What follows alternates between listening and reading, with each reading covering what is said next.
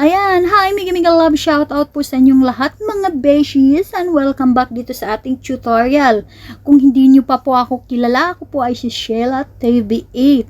Nagbibigay po ako ng mga konting kaalaman about sa ating pag-YouTube. Ayan, disclaimers lang po, konti lang po ha, hindi po malaki. Kung gusto niyo ng marami, abay, panoorin niyo po ang iba't iba kong videos na ina-upload. Kaya huwag niyo kalimutan mag-like, subscribe, bell all po kayo para ma-notify po kayo for my upcoming videos. Ayan, so ang topic ngayon natin ay, nagtataka ka kung bakit hindi ka na-approve dahil dyan sa... Pero bago yan, abay, before po kayo mag-file ng inyong application for monetization, kailangan nyo po munang maglinis-linis po ng inyong channel, ganun. So, ang gagawin po natin ay dapat original content po kayo niyan.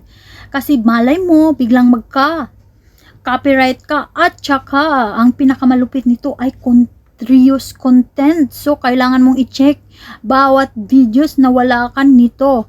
Copyright or reuse content. Ayan.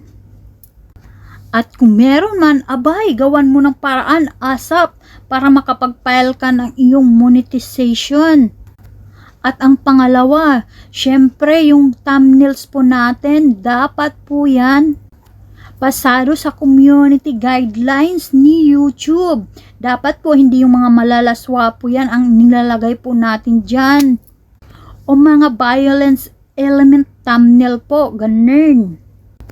At uulitin ko po, kailangan nyo pong maglinis ng inyong account bago po kayo mag-file ng mag-monetization kay YouTube para po hindi po madili ang inyong approve.